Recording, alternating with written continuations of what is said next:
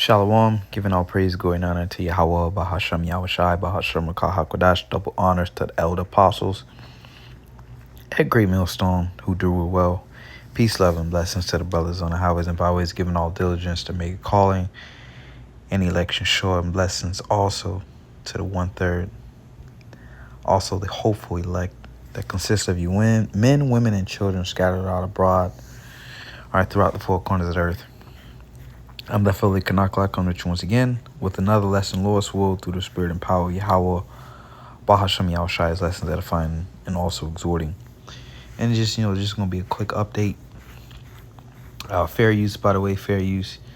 I just happened to run across this video here. The oil shock is about to hit America. All right. And with all the market manipulation, you search up right now the price of oil. It's going to tell you it's like anywhere from 80 to 90 bucks a barrel, when realistically it's 130 to 150 dollars per barrel to get the actual physical oil on a ship and get it to the refinery. All right. And there is supply and demand. Right now the supply is low, but the demand is high. Some countries are paying anywhere close to $250 per barrel. All right, because the supply is low, but the demand is high, so they're willing to pay whatever to get it. But nonetheless, not to get too much into the logistics of everything, keep it simple. It says the oil shock is about to hit America. There's a lesson here, and I want to declare Fair Use Act before I get it started. And I'll just play a little bit, like the first minute and 30 seconds, and then I'll fast forward it to another point, and we get some precepts, and we'll close it out. Fair use, fair use, fair use. Okay, so we have to talk about oil and how it's about to affect the entire world, because I think we're being lied to. Somebody shorted the oil market today by hundreds of millions of dollars exactly 20 minutes before Trump made his announcement that everything was going to be great. And if you see that once, it could be a coincidence. But that's happened at least 3 times, if not more, since the war began. That's a pattern. The theory is that all of this back and forth about the strait is open, the strait is closed, well then it's open, and now it's closed again, it's actually really easy to explain. It's a way for insiders to manipulate the stock markets. Because last Friday, we were told the Strait of Hormuz was finally open, which is a huge reason why the price of paper oil went way down and the markets rallied to a new all-time high. Only to find out that over the weekend, that's not the case at all, and the strait is still very much closed. And maps are showing a lot of the ships were being routed back, and now no ships are allowed to pass. Now, there's also a lot of really weird things starting to happen as well. Like, for example, there seems to be a virus that's infecting the world's gas infrastructure. There are now dozens and dozens of energy pipelines that have caught fire or accidentally exploded. And this dates all the way back from March of this year, and it's happening all across the world. And because all of this flow of energy is not allowed to move freely, there are now warnings that the world is about to go through a really bad recession. The International Monetary Fund is warning of a worldwide recession if the war in the Middle East doesn't end soon. Yeah, I said, then I'm going to get some precepts and fast forward. But as you can see, this is all the plan of the global elites brought out through the Spirit, brought out the, which I learned from the apostles, I believe, Apostle Gabar. All right. But there's a quote from one of the Rockefellers, say all we need is a right global crisis, and the nations will accept the new world order. All right, that was the quote, and you can see clearly this is what's happening as you go back a little bit, right? If the conflict go through March of this year, a virus that's in. Now, there's also a lot of really weird things starting to happen as well. Like, for example, there seems to be a virus that's infecting the world's gas infrastructure. There are now dozens and dozens of energy pipelines that have caught fire or accidentally exploded. And this dates all the way back from March. So you see that? So this is clearly planned, all right? Just energy infrastructure is just catching on fire or being blown up, all right? this is all planned. This is all set up, and will be the next lockdown. All right, as projected. Energy lockdowns, energy crisis. This will be the next emergency to restrict travel. All right. Why the prices of food are and everything's inflated, and this is perfect, and you can see clearly just from off of this report here, the energy infrastructure is being sabotaged, man. All right. So the elites, has the elite signature written all over it, as they, according to the Georgia Guidestones, maintain population, the 500 million or below. All right. So when, people's economy, everything needs oil. So when these nations, again, when there's an energy crisis and they can't get hold to the energy, all right, especially going into the winter, what's going to happen? A lot of people are going to be unalived. All right. This is that global crisis that they need, and pretty sure they got a lot of other things up their sleeves to bring about the NWO, order out of chaos. So like I said, I'm gonna try to make this quick. There's Revelation 3 and 10. I'm gonna read it in NLT.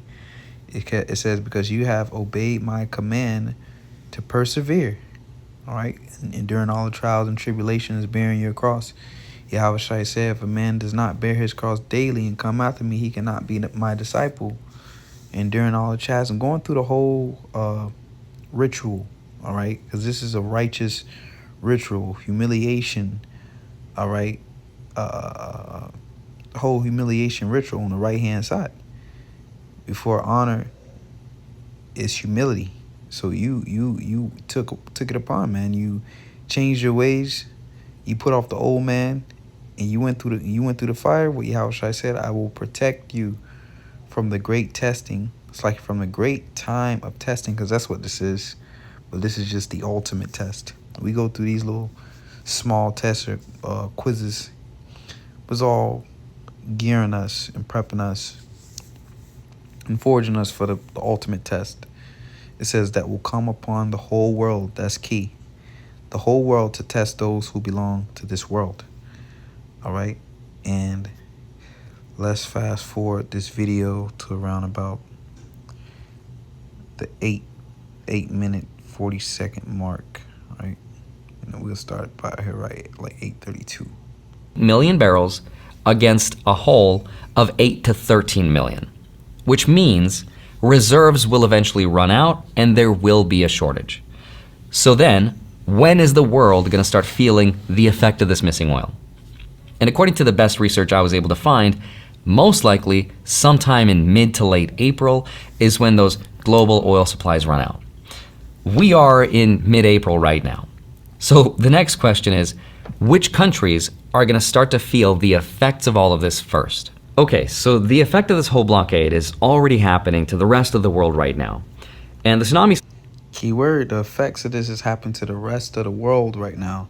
Keyword world in the oikum, is it oikum, eon, is age. Yeah, in the oikumene sense, meaning the inhabited world.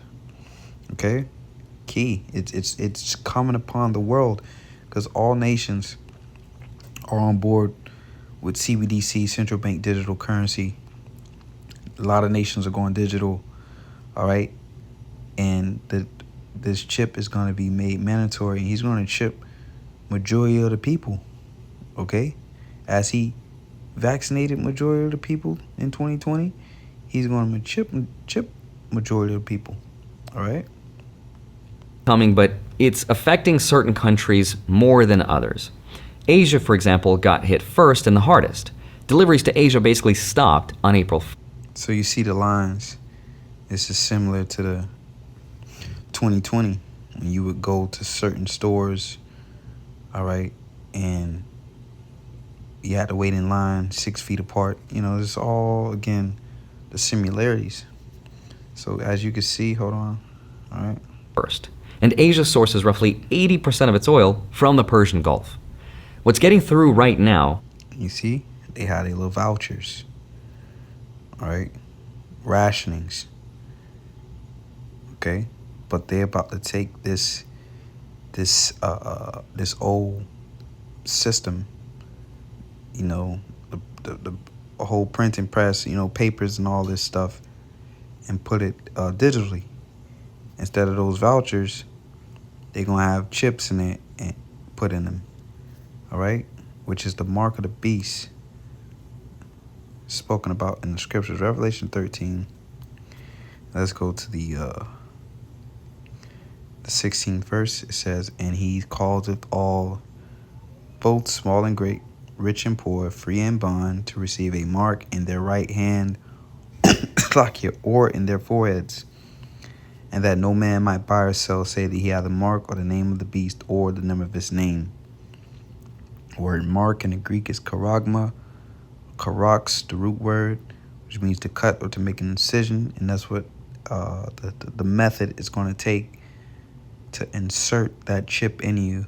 A needle is going to cut or scratch your skin and insert the technology underneath your skin. Okay? And again, when you go back to 2020, the whole COVID situation, it hit Asia, right? They had the lockdowns.